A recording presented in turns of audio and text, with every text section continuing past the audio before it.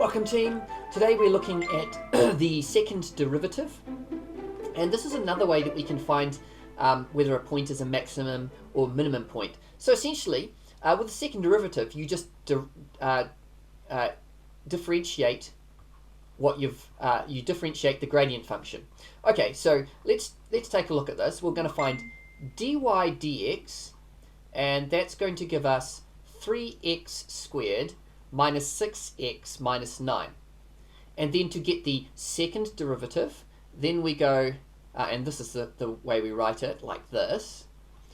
We then differentiate this. So we get 6x minus 6. So this dy dx is the gradient function, and this is the gradient of the gradient function.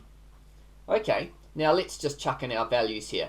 So when we get you could use the table mode for this, so that's what I'm going to do now. I'm just going to chuck it in 3x squared, so 3x squared minus 6x minus 9 equals, and I'm just going to chuck in my values for minus 3 all the way up to 5. I'm going to step up at one at a time, and so I've got a gradient here of 36, 15, 0. Okay, so that's a turning point because it's 0, right? Obviously, a turning point.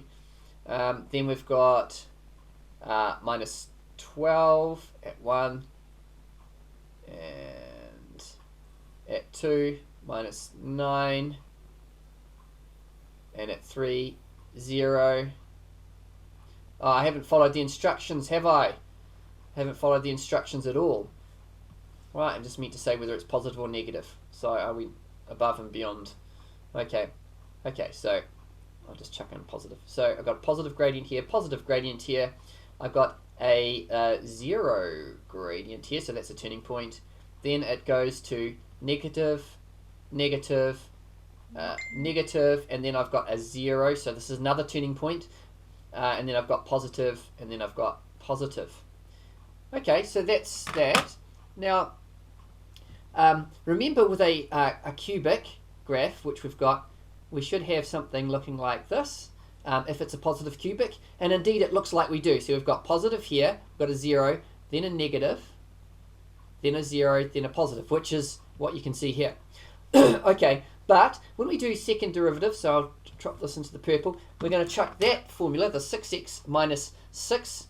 You could put that in the table function, or you could probably just work it out in your heads. But what do we get here?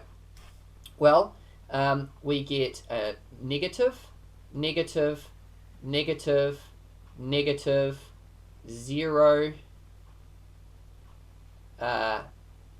positive, positive, positive, positive.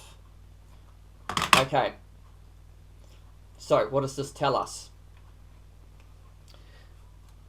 Let's move down. Here is the graph shown, and you can see the table above it there. Hopefully, maybe I'll just move it a bit up, give us a bit more space. Okay, now you see that this bit here, the turning point is at minus 1. That's that bit there. Okay, that's that bit. And then this turning point here is at 3, so that's that bit there. Okay, and what we notice is at the maximum point, dy dx equals 0, and what does the second derivative equal? Well, at the maximum point, it is negative. And at the minimum point, it is positive. So this leads us to a very helpful way of finding minimum points, or finding out whether a point is a minimum or a maximum, using the second derivative. If the second derivative is less than 0, so in other words a negative number, then we have a maximum point. And if the second derivative is greater than 0, we have a minimum point. Now, the way I like to think of it is if you look at these results here, you can see that the gradient of the gradient is getting more and more negative. Now, it's a positive gradient, but it's getting less and less steep until it gets to, so it's getting more and more negative, until you get to a point where it starts to flatten out here, and now it's starting to get more and more positive, more and more positive, more and more positive.